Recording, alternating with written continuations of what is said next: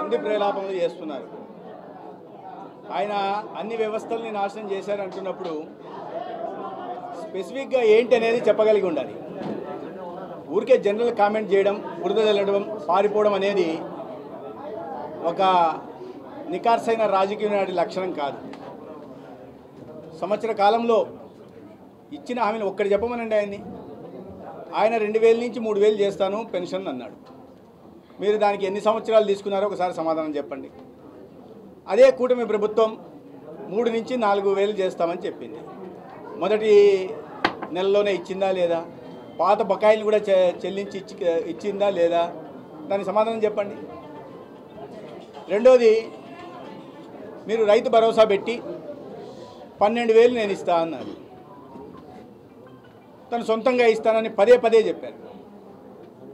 తర్వాత మడమ తిప్పి లేదు కేంద్రంతో కలిపి నేను ఇస్తాను, 2 కలిపి 13,500, 1,500 ఎక్కువ ఇచ్చానని ఒక వితండవాదం చేశారు. అదే ఇక్కడ ప్రభుత్వం కేంద్రం రాష్ట్రం కలిపి 20,000 ఇస్తామని చాలా స్పష్టంగా చెప్పింది. ఒకవేళ ఎవరికైనా ఏమైనా అనుమానాలు ఉంటే గతంలో చూడొచ్చు వెళ్ళి. ఇది డబుల్ ఇంజన్ సర్కారు కాబట్టి కేంద్రం నుంచి 6,000, రాష్ట్రం నుంచి 14,000 కలిపి 20,000 ఇస్తామని చెప్పడం జరిగింది. దానికి అనుగుణంగా ఇస్తున్నాం. అది ఆయనకి మనస్కరించట్లేదు. ప్రతి సంవత్సరం 1వ తేదీ జాబ్ క్యాలెండర్ ప్రకటిస్తా, ఉద్యోగాలు ఇస్తా అన్నాడు. వాలంటీర్ వ్యవస్థను తీసుకొచ్చి వాళ్ళకి పాపం 5,000 జీతం అని చెప్పి వాళ్ళతో గాడిద చాకరీ చేయించుకొని, ఊడిగం చేయించుకొని, తర్వాత 2023లో తను ముఖ్యమంత్రిగా ఉంటున్నప్పుడే వారి కాంట్రాక్ట్ను కొనసాగించకుండా వాళ్ళ నోట్లో మట్టి కొట్టారు. ఇక్కడ పరిస్థితి ఇవాళ పెద్ద ఎత్తున పెట్టుబడులు తీసుకొచ్చి 5.5 లక్షల మందికి ఇవాళ ఉద్యోగ ఉపాధి అవకాశాలు రాష్ట్రంలో కలిగితే యువత అంతా సంతోషంగా ఉంటే దాన్ని జీర్ణించుకోలేకున్నారు. నేను పరిశ్రమలు తెస్తా, పెట్టుబడులు తెస్తానని చెప్పి ఒక్క చెప్పుకోదగ్గ పరిశ్రమ లేకుండా ఉన్న వాటిని తరిమేసి ఆ లిస్టు చెప్పాలంటే చేంతాడంతుంది. అప్పటికే ఎస్టాబ్లిష్ అయిన సంస్థలు కూడా ఇబ్బంది పెట్టి, కియా లాంటి సంస్థలు ఇబ్బంది పెట్టి రాష్ట్రంలో నిరుద్యోగం తాండవిచ్చేలాగా చేసి రాష్ట్ర ఆర్థికాభివృద్ధి జరగకుండా ఆ రకంగా అడ్డుకున్నారు. ఇవాళ 1 సంవత్సరం కాలంలోనే దాదాపు 9 లక్షల కోట్ల పెట్టుబడులు ఆంధ్ర రాష్ట్రంలో రావడానికి ఎంఓయూలు చేసుకున్నాయి. కేంద్ర ప్రభుత్వ సంస్థల నుంచే దాదాపు 2.5 లక్షల కోట్ల పెట్టుబడులు, ఒక్క గ్రీన్ హైడ్రోజన్లోనే 1,85,000 కోట్ల పెట్టుబడులు ఇవాళ రాష్ట్రంలో వచ్చాయి. బీపీఎస్సీఎల్ నుంచి ఒక 9,000 కోట్ల పెట్టుబడులు, 2.5 లక్షల కోట్ల పెట్టుబడులు ఒక కేంద్ర ప్రభుత్వ సంస్థల నుంచే ఈ రాష్ట్రానికి వచ్చాయి. ప్రైవేటు దగ్గర నుంచి దాదాపు 7 లక్షల కోట్ల పెట్టుబడులు కూడా రాష్ట్రంలోకి వస్తున్నాయి. దీనికి ఏం సమాధానం చెప్తారు? ఇది నచ్చడం లేదా? పెట్టుబడులు రాష్ట్రానికి రావడం మీకు ఇష్టం లేదా? అందుకేనా మీరు మిగతా సంస్థలకు కూడా ఈ రాష్ట్రంలో అధికారం పోతుంది, జమిలీ ఎన్నికలు వస్తాయి, మేము వచ్చేస్తాం, మిమ్మల్ని తరిమేస్తామని భయపెడుతూ ఈమెయిల్ పంపడం దానికే కారణమా? అంటే ఈ రాష్ట్రంలో చదువుకోకూడదా? చదువుకున్న యువతకి ఉద్యోగ ఉపాధి కలగకూడదా? ఉద్యోగాల అవకాశాలు రాకూడదా? అదే జగన్మోహన్ రెడ్డి గారు ఆకాంక్షిస్తున్నారేమో మరి నాకు తెలియదు. దాని కారణంగా ఆయన ఈ రకంగా విమర్శలు చేస్తున్నారు. ఏదైనా ఒక రాజకీయ నాయకుడు వచ్చి చర్చ కూర్చోమనండి, ఈ విషయం మీద మీరు చెప్పండి, ఈ విషయం మీద ఇది ఈ తప్పిదం జరిగింది ఈ రాష్ట్రంలో అని చెప్పానండి. ఇక పోలీసు వ్యవస్థ ఆయన మాట్లాడుతున్నది ఎవరి గురించి మాట్లాడుతున్నారు? అన్ని తప్పులు చేసిన వాళ్ళు, రెడ్ హ్యాండెడ్గా దొరికిన వాళ్ళు, పూర్తి సాక్ష్యాధారాలతో దొరికిన వాళ్ళు, మద్యం వ్యాపారాలు చేసి ప్రజల ఆరోగ్యంతో చెలగాటమాడిన వాళ్ళు, ఇవాళ అనేక వేల మంది కాలేయ వ్యాధులతో కానీ, వేల మంది కిడ్నీ వ్యాధులతో కానీ, లేకపోతే నరాల సంబంధిత వ్యాధులతో బాధపడి మంచానికి పరిమితం అవ్వడానికి కారణం ఎవరు? మీ మద్యం కాదా? ఆ మద్యం తయారు చేసింది ఎక్కడ? మీ డిస్టిలరీ కాదా? ఈ మద్యాన్ని తయారు చేసింది అమ్మింది ఎవరికి? ప్రజలకు కాదా? దాని రేట్లు పెంచి ఇష్టారాజ్యంగా కేవలం పారదర్శకంగా అమ్మకాలు జరపకుండా ఆ డబ్బును తీసుకెళ్ళి దాచుకునే నిజం కాదా? ఇవాళ ఒకటి బయటపడట్లేదా? నిన్న కూడా ఒక వ్యక్తి బయటపడ్డాడు, డబ్బులు లెక్కిస్తూ, కోట్ల డబ్బులు లెక్కిస్తూ ఎక్కడున్నాడే? ఎప్పుడు చూసినా జగన్మోహన్ రెడ్డి గారి పక్కన ఉన్నారు. మీ అనుచరుడు కాదా? ఇవన్నీ బయటకు వస్తుంటే ఏం చేయాలో తెలియక ఆయనకి ప్రజలు దృష్టి మరల్చడం. ఒకటి ప్రజ అభివృద్ధిపై నుంచి, సంక్షేమం నుంచి ఇచ్చిన హామీలు ప్రతి ఒక్కటి నెరవేరుస్తున్న క్రమంలో వీటి నుంచి ప్రజలు దృష్టి మరల్చాలా? రెండోది, వాళ్ళల్లో ఒక అభూత కల్పనల ద్వారా ఒక కన్ఫ్యూజన్ని క్రియేట్ చేయాలా? మూడోది, ఇవన్నీ వేళ్ళన్నీ తమ వైపే చూపిస్తుంటే రేపు తను కూడా జైలుకి వెళ్ళాల్సిన అవసరం ఉంది కాబట్టి ఇవాళ దాని గురించి సానుభూతి పొందే ప్రయత్నం చేస్తున్నారు. మీరు పోలీసు వ్యవస్థ మీద దాడి చేస్తున్నారు. పోలీసు వ్యవస్థని ఇష్టారాజ్యంగా వాడుకొని ఇష్టారాజ్యంగా కేసులు పెట్టి ఏ కేసుల్లో ఏ మాత్రం పస లేకపోయినా కూడా అనేక మందిని అరెస్ట్ చేసి మీ ఒక పైశాచికానందాన్ని పొంది మీ సొంత పార్టీ ఎంపీని బంధించి హింసించి కొట్టి దాని వీడియోలలో చూసి ఒక ఆనందాన్ని పొంది ఇవాళ మాట్లాడుతున్నారంటే ప్రజలు కూడా చూస్తున్నారు, గమనిస్తున్నారు. కాబట్టి ఆయన ఏదైనా స్పెసిఫిక్గా చెప్పాలనుకుంటే రమ్మనండి, బహిరంగ చర్చ మీద. అదే సాక్షి ఛానల్, వాళ్ళ సొంత ఛానల్, రోత ఛానల్, రోత పత్రికలు పెట్టమనండి, దాంట్లో చర్చిద్దాం. మీరు ఏ సమాచారం మీ దగ్గర ఉంటే చెప్పండి, దానికి సమాధానం ప్రభుత్వం చెప్తుంది. అంతేగాని దాడి చేస్తాం, విమర్శలు చేస్తాం, పారిపోతామంటే అది ఒక రాజకీయ నాయకుడే లక్షణం కాదనే విషయాన్ని జగన్మోహన్ రెడ్డి గారు తెలుసుకోవాలి. రెడ్డి గారు 5 సంవత్సరాలు ముఖ్యమంత్రిగా ఎలా చేశారో నాకు తెలియదు. ఇవాళ 2014-15 సంవత్సరం నుంచి చూస్తే ఈ డెవల్యూషన్ ఆఫ్ ఫండ్స్ కానీ, డెవల్యూషన్ ఆఫ్ ట్యాక్సెస్ కానీ, లేదా సెంట్రల్ స్పాన్సర్ స్కీమ్స్ కింద కానీ ఇవాళ సగటున 95,000 కోట్లు కేంద్రం నుంచి వస్తున్నాయి. బహుశా ఆయనకు గుర్తు చేయాలి నేను, పోలవరం ప్రారంభమైన తర్వాత వాళ్ళు 1941 అధికారంలో వాళ్ళు కానీ, ఆయన ఏ పార్టీలో పుట్టాడో, కాంగ్రెస్ పార్టీలో లేదా వారి తండ్రి గారు ముఖ్యమంత్రిగా ఉన్న దీంట్లో కానీ ఆనాడు పోలవరంకి ఒక చిన్న ఇది కూడా విదల్చలేదు. నరేంద్ర మోడీ గారు దాన్ని 100% ప్రాజెక్టుగా ప్రకటించి ఇప్పటికీ 28,500 కోట్లు ఇచ్చారు. 28,50,000 కోట్లు పోలవరంకి ఇచ్చారు. ఆయన బాగా గుర్తుందో లేదు.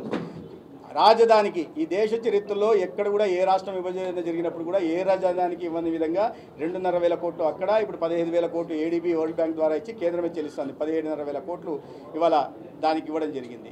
మీకు స్టీల్ ప్లాంట్ గురించి మాట్లాడితే ఇవాళ స్టీల్ ప్లాంట్కి 11,400 కోట్లు ఇచ్చి మళ్ళీ రివైవల్ కోసం ప్రయత్నం చేస్తూ ఉంది.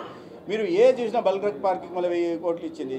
దీనికి రైల్వే జోన్కి ప్రత్యేకంగా నిధులు సమకూర్చింది. ఇవాళ 2.5 లక్షల కోట్ల నిధులతో ఇవాళ హైవేల నిర్మాణం జరుగుతుంది. 83,000 కోట్లతో రైల్వే నిర్మాణం రైల్వేల కార్యక్రమాలు జరుగుతున్నాయి. ప్రతి పోర్టుని ఆధునీకరించడం జరుగుతోంది. మెడికల్ కాలేజీలకి సెంట్రల్ స్పాన్సర్ స్కీమ్ కింద నిధులు ఇవ్వడం జరుగుతుంది. ఇవాళ ఆరోగ్య శాఖకి NHM కింద 3,000 కోట్ల నుంచి ఈ ఆయుష్మాన్ భారత్ ఇన్ఫ్రాస్ట్రక్చర్ మిషన్ కింద కానీ, లేదా 15th ఫైనాన్స్ కమిషన్ కానీ గతంలో మీరు దారి మళ్ళిస్తూ వచ్చారు. దానికి ఇవాళ గ్రామాలకు పోతున్నాయి, లేదా మా దాంట్లో మౌలిక సదుపాయాల కల్పన కోసం ఇవ్వడం జరుగుతుంది. 1,000 కోట్ల పెట్టుబడులు ఇవాళ నేను ఇప్పుడే చెప్పాను. గ్రీన్ హైడ్రోజన్ 1,85,000 కోట్లు కేవలం గ్రీన్ హైడ్రోజన్లోనే కేంద్ర ప్రభుత్వ సంస్థలు పెట్టుబడులు పెట్టాయి. 2.5 లక్షల కోట్లు కేంద్ర ప్రభుత్వం నుంచి పెట్టుబడులు వచ్చాయి. ఇవన్నీ బహుశా మరి ఆయన కళ్ళున్న కబోదా, లేదా చూడలేదా, లేదా విమర్శ చేయాలని మాట్లాడుతున్నారో తెలియదు. అందుకనే ఈ విషయాల మీదే మీకు ధైర్యం ఉంటే మీరు చెప్తున్న మాటల్లో వాస్తవం ఉందని మీకు అనిపిస్తే కేవలం కేంద్ర ప్రభుత్వం సహకారం మీదే చర్చ పెట్టండి, మాట్లాడదాం.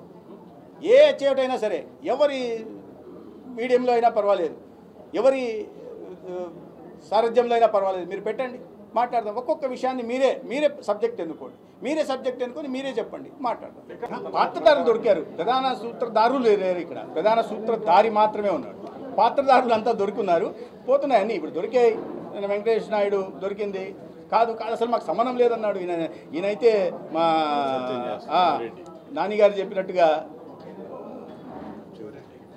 ఆయన కోర్టులో ఏమో ఏడవడం, బయటకు వచ్చి అరవడం చేస్తున్నాడు. అసలు నాకు సంబంధం లేదు అది ఇది అన్నాడు. వీళ్ళందరికీ వీళ్ళకి ప్రత్యేకంగా డిపార్ట్మెంట్ పెట్టి నటన మీద నేర్పిస్తున్నారేమో నాకు తెలియదు. ఆ డైరెక్షన్ ఎవరు డైరెక్షన్లో చేస్తున్నారు, కానీ అద్భుతంగా నటిస్తున్నారు. ఇంత అద్భుతంగా పాపం సినిమాల్లో కూడా ఎవరు నటించడానికి అవకాశం లేదు. నట సార్వభౌమ ఎన్టీ రామారావు గారు కూడా మించిపోయారు నటనలో. అటువంటి నటనలు చేస్తున్నారు. ఒక్కోటి దొరుకుతుంటే వాళ్ళు నాకు సంబంధమే లేదన్నారు. వెంకటేష్ నాయుడు ఎవరు సూటిగా ప్రభుత్వాన్ని ప్రశ్నిస్తే చట్ట పరిధిలో జరుగుతాయి. ఎందుకంటే ఒక్కొక్కరు జరిగిన తర్వాత వాళ్ళని విచారించిన తర్వాత వాళ్ళు ఇచ్చిన సమాచారం మేరకు దాని తర్వాత కేసు పెట్టడం జరుగుతుంది, విచారణ పిలవడం జరుగుతుంది, అరెస్ట్ చేయడం జరుగుతుంది. పాత్రదారులు కింద నుంచి మొదలు పెట్టారు. ఒక పిరమిడ్ లాంటిది, పిరమిడ్ కింద నుంచి మొదలు పెట్టారు, పైదాకా వెళ్లాల్సి వస్తుంది. పైకి వెళ్ళిన తర్వాత వస్తుంది. పెట్టి 11 మందితో కలిసి మాకు వ్యతిరేకంగా ఓట్లేసి ప్రభుత్వాన్ని పూర్తి చేస్తా అనుకుంటున్నారా? కలలు కనొచ్చు, పర్లేదు. కలలు కంటే పొద్దులు లేచి నేను కలగన్నా నిజం కావాలనుకోవడం మాత్రం తప్పు. ఎందుకంటే పార్టీ సంస్థాగతంగా ఇప్పుడే ఎన్నికలు జరిగాయి, సంస్థాగతంగా బాధ్యతలు కూడా అప్పగించడం జరుగుతుంది. ఇచ్చిన తర్వాత మేము ఇష్యూ బేస్డ్ తీసుకొని ప్రజల్లోకి వెళ్ళే ప్రయత్నం చేస్తాం. భారతీయ జనతా పార్టీ నిరంతరం ప్రజల్లో ఉంటుంది. ఏదో ఒక కార్యక్రమం ద్వారా ప్రజల్లోకి కూడా పిలుస్తున్నాను.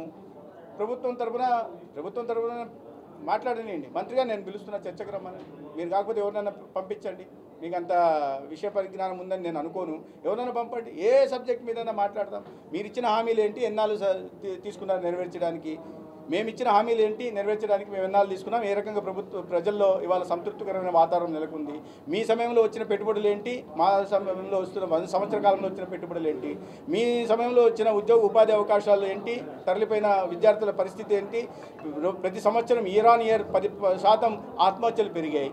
ఇవాళ పరిస్థితులు మారుతూ ఉన్నాయి. ఆరోగ్య వ్యవస్థలో కూడా చెప్తే నోరు తెరిస్తే అబద్ధాలు తప్ప మీరు చేసింది ఏమీ లేదు.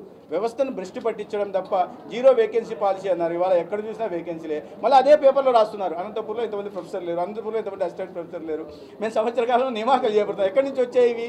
అంతమంది ఒక్కసారిగా మరి 1000 మంది రిటైర్మెంట్ అయిపోయారు ఒక సంవత్సరంలో? లేదు కదా. కాబట్టి మీరు చెప్తున్న మాటల్లో పసలేదనే విషయం మీకు తెలుసు. మీరే అన్ని 0 వేకెన్సీ ఏమీ లేవు, ఆరోగ్య వ్యవస్థలో ఖాళీలు లేవన్నారు. వాళ్ళు నేను ఇప్పుడే చెప్తున్నా, IPM ఇన్స్టిట్యూట్ ఆఫ్ ప్రివెంటివ్ మెడిసిన్లో ఇవాళ ఎక్కడ చూసినా ఖాళీలు. హెడ్ క్వార్టర్స్లో 279 పోస్టులు ఉంటే 6 మాత్రమే పొజిషన్లో ఉన్నారు, 273 ఖాళీలు ఉన్నాయి. ఏం సమాధానం చెప్తారు? ప్రతి దాంట్లో ఇదే పరిస్థితి. ఇవాళ కొత్తగా నియామకాలు 2600 నియామకాలు చేపట్టాం ఆరోగ్య వ్యవస్థలోనే. ఇంకా 8000 దాకా చేపట్టాల్సి, అప్పుడు కానీ 0 వేకెన్సీ రాదు. ఆ రకంగా మాటలు చెప్తా వచ్చారు ఆయన. సో నేను మంత్రిగా కూడా, ఎందుకంటే నా శాఖ మీద కూడా విమర్శలు చేస్తున్నారు కాబట్టి, రోజు ఏదో ఒకటి అబద్ధాలు రాస్తున్నారు కాబట్టి, జన ఔషధి కేంద్రాల్లో మొన్న రాశారు, జన ఔషధి కేంద్రాలు తీసుకొచ్చాడు, ఆ 20% డీసెంట్రలైజ్డ్ బడ్జెట్ ఏది ఉందో దాన్ని జన ఔషధి కేంద్రాలకు మంత్రి పెట్టారు, దీని వెనకాల 1000 కోట్ల అవినీతి ఉంది అని. నేను తర్వాత ఏంట్రా అవినీతి అంటున్నారు? జన ఔషధి కేంద్రాలు అంటే పేదలకి 30% నుంచి 80% తక్కువ దొరుకుతుంది కదా అని ఏంటని చూసా. ఒక GGH ఉదాహరణ తీసుకురమ్మన్నా. దాని ద్వారా 30 లక్షల రూపాయలు దాంట్లో వ్యాపారం జరిగిందట. దాంట్లో జనౌషధి కింద వచ్చేది 10% వల్ల 20% కమిషన్ వస్తుందంట, 10 నుంచి 12% ఖర్చులు పోతాయంట, దాంట్లో 8% మిగులుతుందంట. 30 లక్షల్లో 8% అంటే అది ఎక్కడికి వచ్చింది? 2.5 లక్షల దాకా వస్తుంది. 2.5 లక్షలో దానికి ముఖ్యమంత్రి గారికి కమిషన్ అంట, యువనేతకు కమిషన్ అంట, అమాత్యుడు అంటే నాకు కమిషన్ అంట. ఏమన్నా మాట్లాడుతున్నా అంటే మాట్లాడడంలో కూడా అర్థం ఉండాలా? ఎక్కడ మీరు GGHలో పోతే ఇవాళ ఈ జనౌషధి కేంద్రాలలో ప్రజల్లో సంతృప్తికర వాతావరణం ఉంది. 712 ఏదైతే ఎమర్జెన్సీ మెడిసిన్ లిస్ట్ ఉందో ప్రతి ఆసుపత్రిలో పోతే మీరు అన్ని మందులు దొరుకుతున్నాయి. ఎక్కడన్నా కొరత ఏంటంటే ఇవాళ కొత్త మారిన పరిస్థితుల్లో గతంలో కాంబినేషన్లు వస్తున్నాయి. ఒక టాబ్లెట్ ఇస్తే సరిపోతుంది. గతంలో 2 ఒకటి విడివిడిగా ఇచ్చేవాళ్ళు. ప్రజలకు ఏమవుతుంది, నాకు గతంలో 2 ఇచ్చేవాళ్ళు ఒకటే ఇస్తున్నారు అని. ఇప్పుడు అడ్వాన్స్డ్ ఇది వచ్చిన తర్వాత కాంబినేషన్స్ వచ్చాయి, మాలిక్యూల్స్ మారిపోయిన తర్వాత ఆ ఫార్ములేషన్తో ఒక మెడిసిన్ అటువంటి తీసుకొచ్చాం. దాన్ని కూడా తప్పు చేసి చూపించేస్తారు. మళ్ళీ ఒక పత్రికలో రాస్తారు, అసలు జనౌషధి కేంద్రాలు తెచ్చారు, జనౌషధి కేంద్రాల్లో ఉండేది 1900 మందులు మాత్రమే అని రాశారు. మరి మెడిసిన్ లిస్టులో ఏ హాస్పిటల్లో అయినా మీరు VSC దగ్గర నుంచి PSC దగ్గర నుంచి CSC దగ్గర నుంచి ఏరియా హాస్పిటల్ నుంచి వీటిలో మొత్తం కింద నుంచి పై స్థాయి దాకా మనం ఆసుపత్రుల్లో ఉచితంగా సరఫరా చేసే మందులు 712. ఆ 712కి అదనంగా మళ్ళీ మేము జనౌషధి కేంద్రాలు తీసుకొచ్చి 1900 తీసుకొస్తే దాన్ని స్వాగతించాల్సినవి, హర్షించాల్సినవి, ప్రజలంతా హర్షిస్తుంటే చాలా తక్కువకు మాకు దొరకని మాత్రం ఏంటంటే చాలా తక్కువ దొరుకుతుందని వాళ్ళు సంతోషపడుతుంటే out of pocket expenditure Janaushadhi కేంద్రాలు తెచ్చిన తర్వాత 38,000 తగ్గిందని అంచనా. ఈ రాష్ట్రంలో కూడా తగ్గిద్దామని, భారం తగ్గిద్దామని మేము ప్రయత్నం చేస్తుంటే దాని మీద అవినీతి. ఎందుకంటే పూర్తిగా అవినీతిలో కూరుకుపోయిన వాళ్ళు ఈ రకంగా అవినీతి ఆరోపణలు చేస్తున్నారు తప్పిస్తే, అందుకని వాటి గురించి కావాలంటే చర్చకు రమ్మని నేను పిలుస్తున్నాను. తెలుగులో ఫాస్టెస్ట్ న్యూస్ ఇప్పుడు కొత్త అవతారంలో 5 సెకండ్లోనే పూర్తి వార్తా సమాచారం మీ చేతిలో. సోషల్ మీడియా ట్రెండ్స్ మీ కళ్ళ ముందుకే live TV and voice search ఆప్షన్స్తో ఇప్పుడే డౌన్లోడ్ చేయండి. యాప్ లింక్ డిస్క్రిప్షన్లో ఉంది.